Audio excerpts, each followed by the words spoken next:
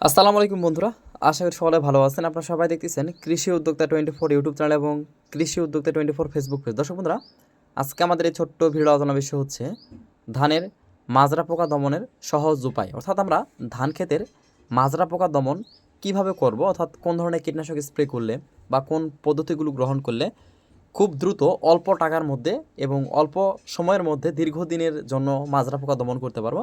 আজকে আমরা এই ভিডিওর মাধ্যমে সব কিছু তুলে ধরার চেষ্টা করব।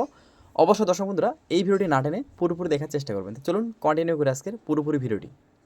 দর্শক বন্ধুরা, বাংলাদেশে ধান খেতে 3 ধরনের মাজরা পোকা ক্ষতি করে থাকে। 1 নম্বর হচ্ছে হলুদ মাজরা পোকা, 2 নম্বর হচ্ছে কালো মাথার মাজরা পোকা এবং 3 নম্বর হচ্ছে গোলাপি মাথার মাজরা পোকা। অর্থাৎ এই 3 ধরনের মাজরা পোকাই কিন্তু আমাদের ধান খেতে ক্ষতি করে থাকে। বিভিন্ন অঞ্চলে বিভিন্ন জমিতে কিন্তু আমাদের এই মাজরা পোকাগুলো দেখা যায়। অর্থাৎ 3 ধরনের মাজরা পোকা দেখা যায়। অনেকে আমরা চিনতে পারি না, মনে করি যে হয়তো ওটা অন্য পোকা, বাট এগুলো কিন্তু সবগুলি মাজরা পোকা। কিন্তু সবচেয়ে মজার বিষয় হচ্ছে দর্শক বন্ধুরা, এই 3 ধরনের মাজরা পোকা আক্রমণ করে, কিন্তু এই 3 ধরনের মাজরা পোকা আক্রমণের ধরনটাই এক, অর্থাৎ তারা একই ধরনের ক্ষতি করে থাকে। তো এখন আমরা এই যে কীটনাশক ব্যবহার করে থাকি, কিন্তু আমরা এমন কীটনাশক ব্যবহার করি, দেখেন যে একটা মাজরা পোকা মারা যাচ্ছে, বাকি সবগুলোই থেকে যাচ্ছে। অর্থাৎ আমাদের এখন আধুনিক প্রযুক্তির সাহায্যে যে নতুন প্রজন্মের আধুনিক কীটনাশকগুলো আছে, যেগুলো স্প্রে করলে 3 ধরনের মাজরা পোকা ওই একটা স্প্রে করে মারা যাবে, সেগুলো কীটনাশক স্প্রে করতে হবে। দর্শক বন্ধুরা, এখন আমরা জানবো এই মাজরা পোকার ক্ষতির লক্ষণ। মূলত মাজরা পোকা ধানের চারা রোপণের 20 থেকে 25 দিন বয়সে প্রথম আক্রমণ করে।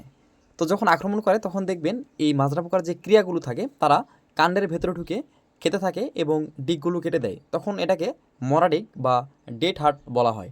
পরবর্তী স্টেপ হচ্ছে দর্শক বন্ধুরা, এই মাজরা পোকা আমাদের যখন এই ডিগ পর্যায়ে বা কুশি পর্যায়ের পরবর্তী যখন শীষ চলে আসে ধানে, যখন দেখবেন ধানের শীষ বের হচ্ছে, তখন দেখবেন হঠাৎ করে দু একটা শীষ মরা বের হচ্ছে।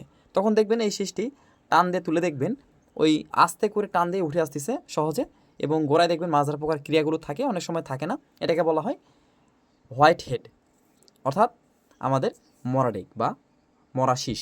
তো মূলত এই মাজরা পোকা এই 2 ধরনের ক্ষতি করে থাকে। আমরা যদি ফার্স্ট স্টেপে যদি কুশি পর্যায়ে আক্রমণ করেও দু একটা মরা ডিগ বের হয়, এটার কিন্তু ক্ষতি আমরা পোষণ করে নিতে পারি।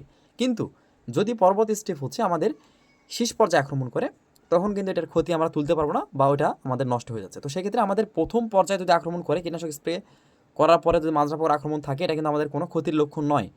পরবর্তী স্টেপ হচ্ছে যদি আমাদের শীষ পর্যায়ে আক্রমণ করে, আমাদের কিন্তু ওই একটা আক্রমণ করলে শীষটা যদি কেটে দেয়, ওই শীষ কিন্তু আমরা পাবো না। অর্থাৎ আমরা ওই দ্বিতীয় স্টেপে যখন আমাদের শীষ পর্যায়ে যাবে, তখন আমাদের একটু গুরুত্বপূর্ণ সহকারে এই মাজরা পোকা দমানোর জন্য ব্যবস্থা নিতে হবে। তা না হলে কিন্তু আমাদের ফলনটা নষ্ট হতে পারে। তো সবচেয়ে সহজ হিসাবে আমাদের মাজরা পোকা দমনের জন্য মোট 2 থেকে 3 বার যদি আমরা কীটনাশক স্প্রে করি, আমাদের মাজরা পোকা দমন করা যাবে। কারণ 2টি বার স্প্রে করলে মূলত মাজরা পোকা মারা যায়, বাট আমরা 3 বার যদি স্প্রে করি, একদম মাজরা পোকা বংশ একদম নির্বংশ হয়ে যাবে। তো এখন আমরা কোন ধরনের কীটনাশক স্প্রে করব এবং কতদিন বয়সে, সেটা আমরা জানবো। 1 নম্বর স্টেপ হচ্ছে, আগেই বলেছিলাম যে মাজরা পোকা আক্রমণ করে 2টি সময়। একটি হচ্ছে চারা রোপণে 20 থেকে 25 দিন বয়সে একবার, এবং 2 নম্বর স্টেপ হচ্ছে যখন যে কোনো ধানের জাত চাষ করেন না কেন, তখন আমাদের ধানের যখন শীষ বের হওয়ার আগে, অর্থাৎ আমাদের গামর দশায় একবার যদি আক্রমণ করে, মূলত দেখবেন আমাদের এই ধানগুলো ক্ষতি হয়ে থাকে। তো আমাদের কী করতে হবে, আমরা 2 বার বা 3 বার যদি স্প্রে করি মাজরা পোকার কীটনাশক, 1 নম্বর স্টেপ হচ্ছে আমাদের চারা রোপণের বয়স যখন 20 থেকে 25 দিন বয়স হবে তখন একবার, এবং চারা রোপণের বয়স যখন 45 থেকে 50 দিন হবে তখন একবার, এবং আমাদের যখন শীষ বের হবে তার ঠিক 1 সপ্তাহ আগে, অর্থাৎ আমাদের ধান যখন গর্ভ অবস্থায় থাকে তখন একবার। অর্থাৎ এই আমরা যদি 3 বার স্প্রে করি, তাহলে মূলত আমাদের কিন্তু এই মাজরা পোকার কোনো ক্ষতি আমাদের জমিতে আর থাকবে না। তো এখন কোন ধরনের কীটনাশক স্প্রে করবেন সেটা আমরা জানবো। তো আমি আপনাদের জন্য কয়েকটা কীটনাশকের সিলেকশন করে রেখেছি, যেগুলো অত্যন্ত ভালো বাংলাদেশ এবং ইন্ডিয়ার জন্য, এবং সহজে পেয়ে যাবেন কীটনাশক এবং দানাদার কীটনাশক, যেগুলো ব্যবহার করলে কখনো আপনারা বিফলে যাবেন, অর্থাৎ মাজরা পোকা 100% দমন হবেই। 1 নম্বর স্টেপ হচ্ছে আমাদের পার্চিং করতে হবে। এটা কিন্তু সবাই মনে রাখবেন, চারা রোপণের পর অবশ্যই জমিতে পার্চিং করে দিবেন। এই পার্চিং করলে মাজরা পোকা অনেকাংশে কমে আসে।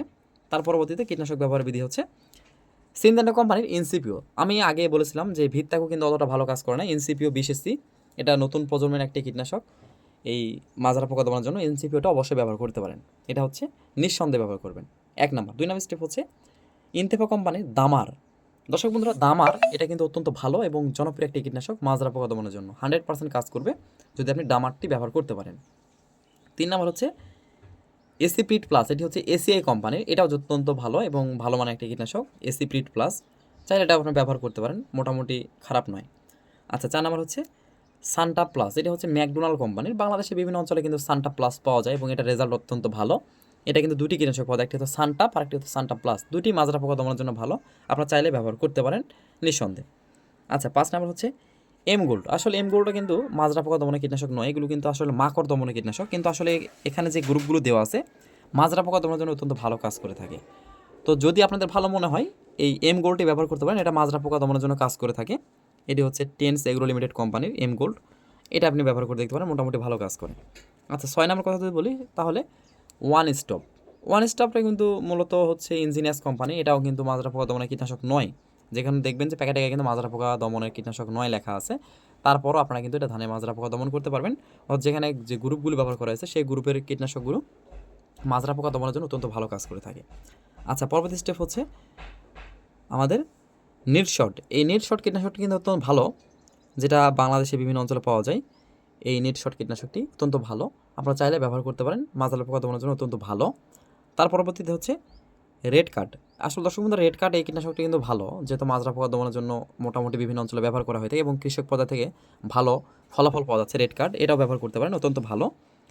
8 নম্বর হচ্ছে ভায়োগো। এখন ভায়োগো হচ্ছে বায়ার কোম্পানির জনপ্রিয় একটি কীটনাশক, যেটা আগে বেল্ট এক্সপার্ট ছিল, ওটাও ভালো। পরবর্তীতে ভায়োগো হচ্ছে আপডেট একটা কীটনাশক, চাইলে আপনি ভায়োগো কীটনাশকটি ব্যবহার করতে পারেন, অত্যন্ত ভালো। এর পাশাপাশি চাইলে আপনি বেল্ট এক্সপার্ট এই কীটনাশকটি ব্যবহার করতে পারেন, এটাও মোটামুটি ভালো, যেহেতু দুটি বায়ার কোম্পানি, যার যেটা ভালো মনে হয় ব্যবহার করবেন। আচ্ছা, পরবর্তী স্টেপ হচ্ছে ব্রাভো। এটা হচ্ছে স্কোয়ার কোম্পানি ব্রাভো, চাইলে কিন্তু স্কোয়ার কোম্পানির যে ব্রাভোটি আছে এটা বাংলাদেশে বিভিন্ন অঞ্চলে পাওয়া যায়, চাইলে ব্যবহার করতে পারেন। তারপর আলটিমা প্লাস, এটি হচ্ছে মিমপ্রেক্স কোম্পানি আলটিমা প্লাস, এটা অত্যন্ত ভালো, চাইলে ব্যবহার করতে পারেন, অল্প দামের মধ্যে ভালো কীটনাশক। এবং হচ্ছে এসিআই কোম্পানি একটি আছে পিলারেক্স, এই পিলারেক্স হচ্ছে নতুন একটি কীটনাশক, চাইলে আপনারা পিলারেক্স এটাও ব্যবহার করতে পারেন। এগুলো কীটনাশকের মধ্যে যার যেটা ভালো মনে হয় আপনি এই মাজরা পোকা দমনের জন্য জাস্ট 2 থেকে 3 বার স্প্রে করুন, যে সময়গুলোর কথা বললাম 100% মাজরা পোকা দমন করা সম্ভব হবে, অথবা আপনারা ঘুরিয়ে ফিরে কীটনাশকগুলো স্প্রে করতে পারেন এই একই সময়গুলোতে। এখন কথা হচ্ছে আমাদের এই মাজরা পোকা দমনের পরবর্তী স্টেপ হচ্ছে আমাদের যে দানাদার কীটনাশক মানে ব্যবহার করে অনেকে স্প্রে করতে পারেন না, তো দানাদার দিতে পারেন। তো সেক্ষেত্রে যেগুলো দানাদার দিলে ভালো কাজ হবে, যেমন বায়ার কোম্পানি ভায়োগো সুপার, এটাও কিন্তু অত্যন্ত ভালো। এসিআই কোম্পানির রাজধান, এটা অত্যন্ত ভালো। সিডিয়াল এসিআই কোম্পানি পাওয়া যায়, এটা অত্যন্ত ভালো। রাগবি, এটি হচ্ছে আপনার হচ্ছে অটো কোম্পানি, এই রাগবি এই দানাদার অত্যন্ত ভালো, আপনি চাইলে ব্যবহার করতে পারেন। রিজেন্ট দানাদার আছে, এটা হচ্ছে অটো কোম্পানি, এটাও অত্যন্ত ভালো। এনফিউজ, এটাও কিন্তু অটো কোম্পানি একটি দানাদার, অত্যন্ত ভালো। এনফিউজ চাইলে ব্যবহার করতে পারেন, নিঃসন্দেহে মাজরা পোকা দমন করতে পারবেন, আসলে এই দানাদারগুলো অত্যন্ত ভালো।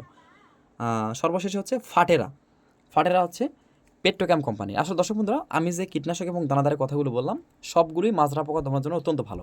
এর চেয়েও ভালো কিছু থাকতে পারে, আপনারা চাইলে আপনাদের এলাকার উপসারে কৃষি কর্মকর্তা আছে তার সঙ্গে কথা বলবেন, অথবা ভালো দোকানদারের থেকে পরামর্শ নিয়ে আপনি কীটনাশকগুলো ব্যবহার করতে পারেন। তবে আমি যে কীটনাশকগুলোর কথা বললাম এগুলোর মধ্যে যে কোনো একটি স্প্রে করবেন, যার যেটা ভালো মনে হবে, দাম কম আছে বেশি আছে, যার যেটা মনে হয় স্প্রে করবেন, কোনো সমস্যা নেই।